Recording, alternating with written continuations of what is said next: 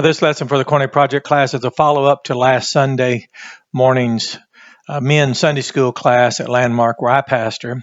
And the topic, Abraham Piper, I introduced it, informing the class that he is still the son of a preacher who was once a Baptist preacher, or known for being a Baptist preacher. Now he's known for being a Reformed Baptist preacher. And his son's name's Abraham Piper.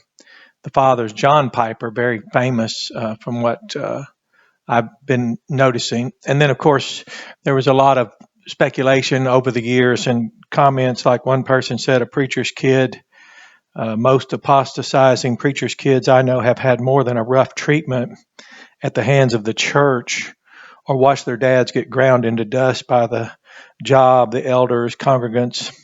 It's a very close experience of personal theodicy. If God is good, why are church people? Well, he said something. Anyway, so he was just, people give speculations. But one of the things I had noticed when I was doing a cursory review of the life of this gentleman, I think he's around 45 at the time I'm doing this video, or maybe something like that. But he had made a comment that he would never send someone to hell, and no matter what they did, because it was the judgment was too severe, so he couldn't create a crime that would be that could warrant that. So what I did in class was create a scenario in which a crime had not even occurred, but the only way to prevent it. And I'll just go over it very quickly and just ask you, what would you do? And then I'm real curious, what would Abraham Piper do under this scenario? So as like I said, I've spent a lot of time. I really enjoyed this course, the psychology of religion, ethics classes, a Bachelor of Science in psychology. My third master's is in human performance improvement technology, in which there's many conclusions decades following earlier psychological assertions and observations now that they've been tested. So I wanted to set up this test myself. So one, I had three fathers I asked in the class. I told them, you're drinking coffee at a coffee shop.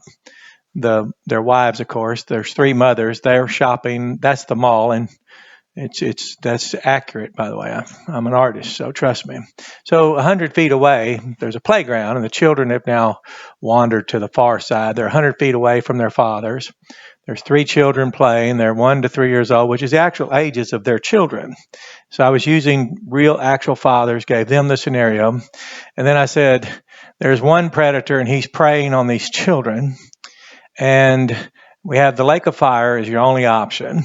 And I gave them a red button. You can see that's a red button.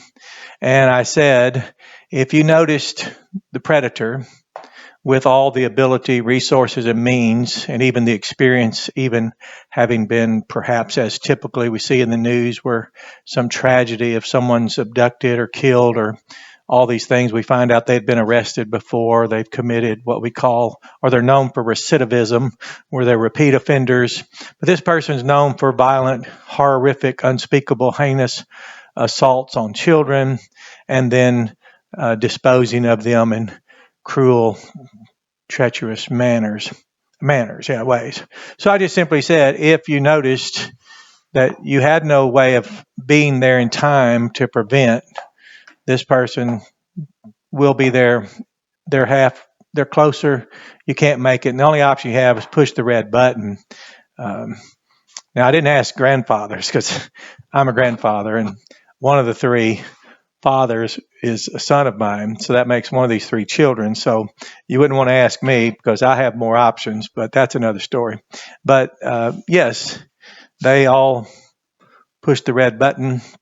And definitely I would not have asked their wives. I know them, and I know what they think of their children. But isn't it fascinating that under this scenario, knowing that they've consigned a person to the lake of fire, which is where death and hell were cast into the lake of fire, the second death, and it's permanent. I did, however, remind them that what this predator would do to their children would be permanent also, so that we don't really have an imbalance as it's often communicated. It is permanent, and what we have in this finite world God created, a living environment, time and space. It's very valuable. Our moments here are just that. They're moments, they're passing. The Bible even teaches us how quickly time passes because God wants us to know and hasn't concealed from us the knowledge and the severity of life, meaning its brevity, so to treasure it. So, yes, that's the scenario, and I'll just back up because it's really so simple that the only way not to participate is to manipulate the scenario. But the scenario is absolute for the circumstances. And yes, all three fathers did something, pushed the red button, and this person never even had the opportunity to do the horrific things for which he's known and of which he's more than capable. He was not able to do that to his children. But remember, the only preventive measure was to push a red button and have the person immediately go the lake of fire. And it's certainly not theological, so don't write in and say that he'll have to be in hell until then or whatever. That's not the discussion. So you have a blessed day and enjoy this interruption in our apologetics and outreach ministry of Landmark Baptist Church in Jacksonville, Arkansas.